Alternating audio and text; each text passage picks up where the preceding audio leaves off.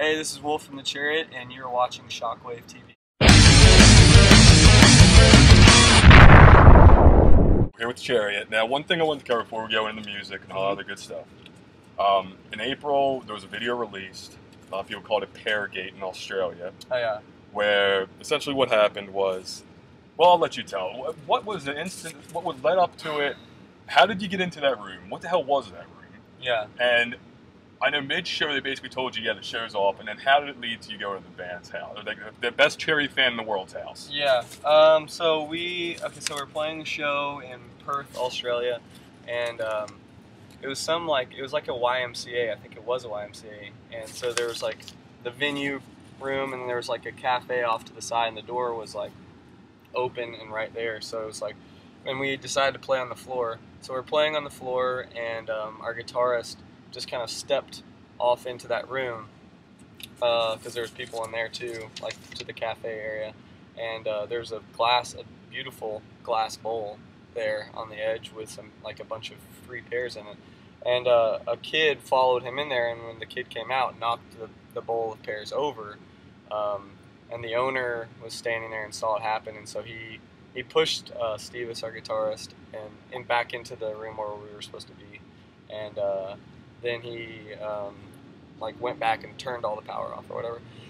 So and people were chanting. There's a video on it online, you're saying, which is pretty convenient and hilarious because it pretty much sums up everything that happened. But basically, we asked him to turn back on, he wouldn't. So a kid offered up his house to us and went and played his house, and it was really great. And somehow through that being filmed and this kid kind of editing it all together very nicely, got on the internet and kind of got like a lot of plays somehow, and so every show that we played thus far, we've heard about it. And when we were in Australia, that was like our second show in Australia, so every day it was like this hype thing going in Australia, like, are you guys gonna like burn the place down, or like venues like canceling, like we were playing, Oh my God.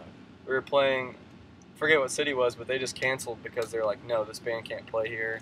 And so they canceled, and we moved it to this like art space, and it was even cooler, so that was even more hype, and it was just kind of funny and really fun. So yeah. What was the damage bill to that kid's house? Did he ever say? Because I know there was a couple big holes in that ceiling. That was amazing. Yeah, it was kind of, well, I guess like he had told us beforehand, he's like, whatever happens is cool, because we're like, this house is like being torn down in a week. Really? Yeah. Okay. So we were just like, he's like, so don't worry about anything. That's like, awesome. Yeah, they were moving out, like they had already moved some stuff out, I think, or we're moving out, and he was just like, yeah, whatever happens is cool. So that's awesome. We weren't really worried about that, any like thing being damaged or whatever, and some things got damaged. So it was one hell of a metal moment. Like I said, it hit all the big metal sites, and it really, I think, brought a lot of people who didn't even know you guys, like just from that video, went viral, and it was really, I thought it was great, because a lot of people hadn't heard you guys and saw it, was like, holy crap. Yeah, it's kind of funny. It was really cool to see such a disappointing thing as shutting down a show, taking something like that, that negative thing, and such a positive thing coming from it. So. Awesome. Yeah. All right, cool. Well, let's bet off for Peargate. Yeah. Thanks. Sorry, I just got one mic set up. All right, your newest album, Long Live, which does anything but disappoint.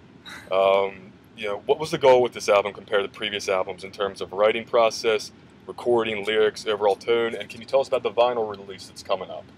Yeah, let's see. Well, I guess overall, this record was just kind of an opportunity for us to, I guess we've just been on this, we felt like we are trying to live, and when we record a record, we want it to be something that represents what we do live, to create and facilitate a place of freedom, and so when we were writing the record, we wrote these songs that we didn't have really anything in mind, just kind of like an overflow of ideas and stuff. And so when we went into the studio, we had like this structure of songs, and instead of recording through each song like the way that we've always done in the past, you do like all the drum tracking and then all like bass or guitar, whatever order you want to go in, but you do all of the instrument at one time, like in 2 days or something. We decided to do it a song at a time, so we go in and record it all live together. So when we track the drums, we'd all be in there together playing with them, and it allowed the song, and we'd do a song in its entirety. So we'd finish the song until we moved on to the next, and then we'd move on to the next song. So with that process, it just allowed for there to be a lot of freedom in each song, like to become what it's supposed to become, rather than kind of like fitting it into this formula.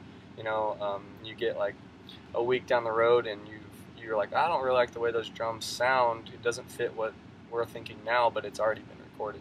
We had everything that day, and we finished each song like you would finish like a painting. You wouldn't go across and paint a little bit on 10 different paintings and then come back with a different color, with each color, so it's kind of like that, we just finish a painting and then we go to the next. And it was really cool to see the songs develop that way, because it felt like, it would become its own thing at some point, and there wasn't a formula involved.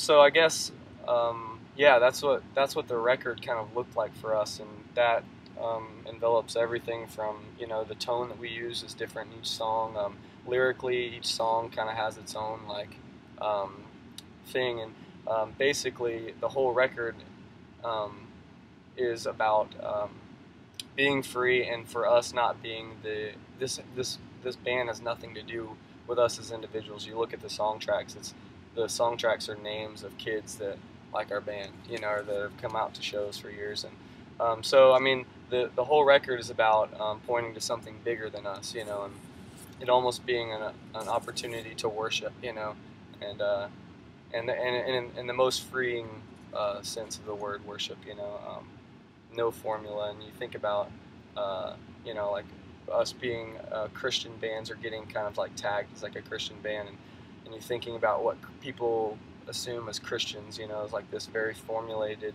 religious doctrinal thing, and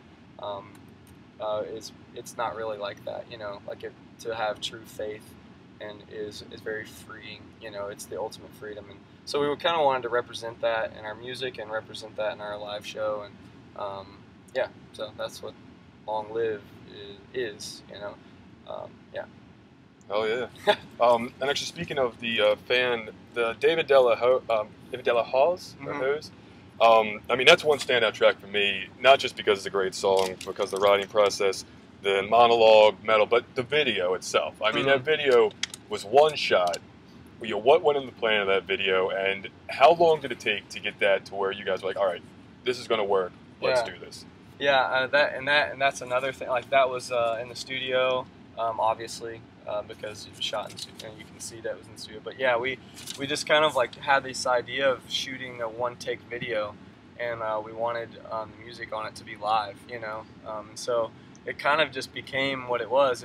That is a perfect example of how each song felt writing, because the longer that we thought about, and kind of like the day came before for us to record that song, just things kind of started falling together, and we wanted it to represent lots of different eras of the Chariot. So I mean, you could watch that video like 30 times and see new things that like reference things in the past of the band, and reference different things from the beginning to the end of the video. And but yeah, the song, we basically were like, okay, we're gonna record that song on that day, and we just kind of started setting up for it. And the sun was going down, and so we had basically like an hour to get it shot by the time we got everything set up.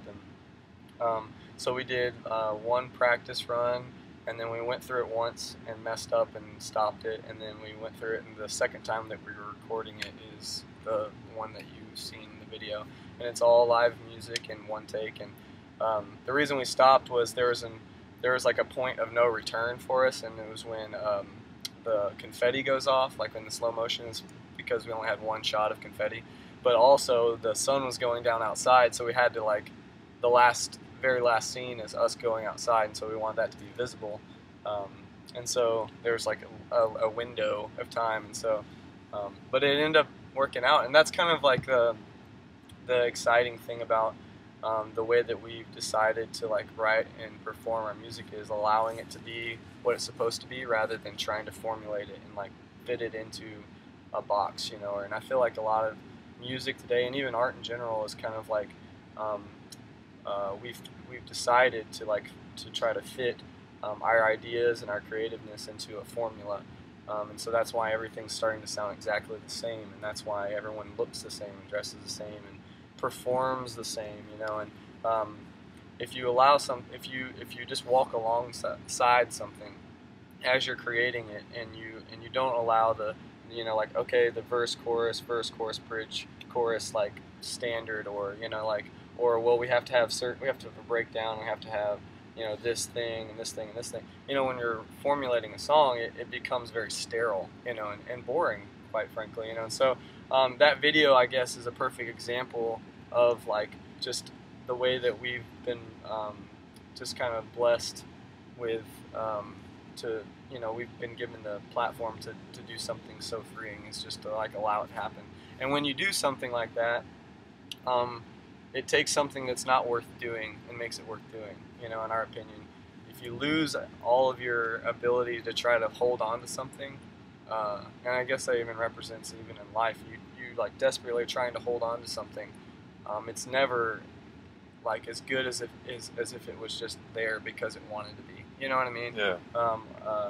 And so the song, like in the video and everything, it became what it was supposed to be, and it was something beautiful because of that, not because we were making it be that, you know. So. That's, yeah. And even going into the videos as well that you have, you know, I think you kind of hit the nail on the head as far as formulaic. You know, like your videos for Daggers and Evan Perks and Evolve as well. I mean, these videos, they're not the same formulaic, you know, show the band playing on top of a studio track. Right. You know, do you have any filmmakers, or does the band in general have any filmmakers that you kind of looked at, or any other type of music video directors you've looked at? Because, again, your videos really stand above a lot of other bands in the genre and in metal in general, just because they aren't formulaic. Like Daggers, for example, is ridiculously well done for, you know, the animation, and it's well done. There's a plot to it. Right. The animation in Evolve is great, and you know, Evan Perks it's a live music video, but it just is so much energy to it. So what gives you the, I guess, the ideas for the videos? You don't have to go through each one, I guess, individually, but do you have any directors you guys like, or any movies that have influenced you in making these videos that stand alone and, again, are just really so much better than a lot of that stuff out there? Right. Well, I guess there's just a sour taste in our mouth about allowing anything to become mundane or to look like anything else, you know, that we are supposed to do. You know what I mean? And you see like bands like standing in front of like torn down buildings and like you know, which are really cool things, you know, but everyone does that, you know.